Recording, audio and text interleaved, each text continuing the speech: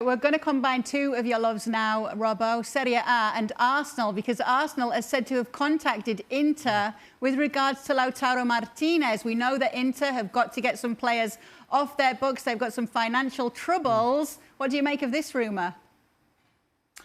Martinez, on his day, is a wonderful player. Good with his back to goal. He's got that bit of pace. He can score a goal as well. But I'm going to put him in the same sort of category as Morata, because on his day he can beat anybody, but he has too many days where he looks as though he's lost his confidence, and once he loses his confidence, he just doesn't get involved in the game, and he starts to not hold the ball up, he starts to look weak. But on his day, he's an outstanding player. Whether he has enough outstanding days if he went to Arsenal, I'm not sure, because they're not a top side at the moment. What do you make of Lautaro Martinez, Ale? There was a point in the career of Lautaro Martinez over the last couple of seasons that he was rumored to be going everywhere, including Barcelona, and that he was going to take a big major jump. And while his relationship with Lukaku has been productive for Inter, Lukaku has shined, whereas Lautaro is sort of playing in the background a little bit.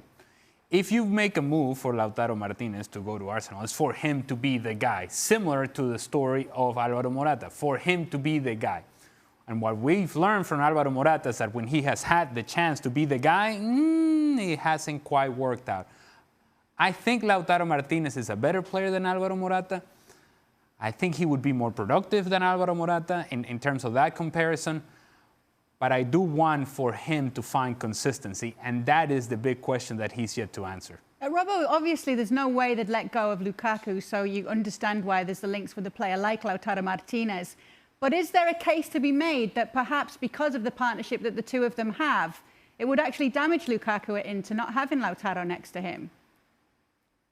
I'm not sure it will, because other players have played with Lukaku and he's formed a good partnership with them. He's the player on fire, and Ali's absolutely right. He's been the main player. And Martinez, at times, was taken out the side by Conte. He was actually put on the field as a sub and taken off again when he didn't perform quite well enough. Again, he's a confidence player. And if he went to somewhere like Arsenal, would he play up front with somebody else? Could he play as the lone striker? Would he have to play with another partner? That's yet to be seen. But I think Lukaku will still be a top player at Inter if he stays there. Lukaku? Obviously, and they're looking to build a team around Lukaku, understandably so. But while we are talking about Arsenal, Ben White for 50 million, that's a lot of money for a Brighton defender, isn't it? Yes, it certainly is. Now, if you're going to bring someone like Ben White in, he's got to be the leader. He's got to be the main player. And I'm not sure Arsenal see him. When I keep reading about Arsenal talking about Ben White, he's got great potential. He will be a top-class player. If you're paying £50 million and Arsenal haven't got a good centre-back combination at the moment, you've got to bring him in. He's got to be your main man. He's got to be your leader. He's good on the ball coming out with it from the back. He's also got to be a good defender. He's had a good season at Brighton. He had an even better one at Leeds in the Championship. It's a lot of money to pay for a centre-half that's not proven, I wouldn't say yet. So what do you think their expectations and their plans are this season? Arsenal have got to do much better than they have done in the last couple of seasons. Arteta is lucky still to be in a job. They've got to be challenging for the top four. There's no question about that. And if you're spending £50 million on a centre-half, they've done it before, spent a lot of money on young players like Chambers, like Rob Holding. They were going to be the stars of the future, and they didn't handle them particularly well. They didn't coach them particularly well. They can't let this happen with Ben White. Arsenal, if they're at their very best, will be challenging for the top four. I'm not sure, like we talked about Solskjaer, I'm not sure Arteta's the man to do it. What do you think, Shaka? Listen, I think this is where Arsenal are right now. Whether Arsenal fans like it to be said or not.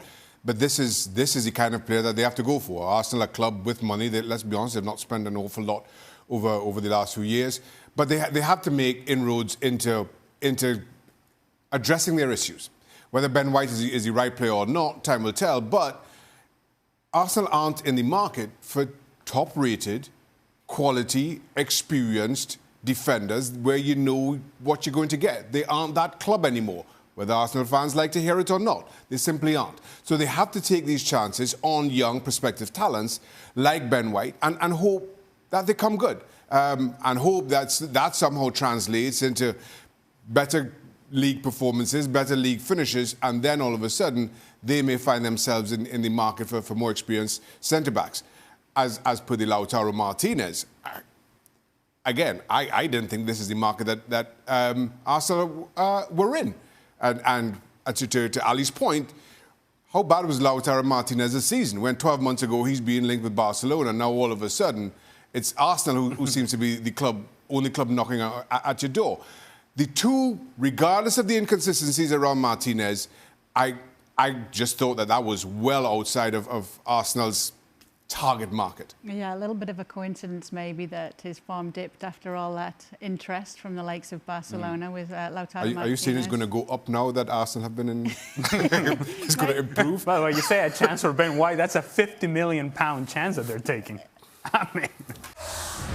Well, thank you very much for watching ESPN on YouTube. For more sports highlights and analysis, be sure to download the ESPN app. And for live streaming, premium content, and let's not forget as well, ESPN FC 7 days a week. Subscribe to ESPN Plus.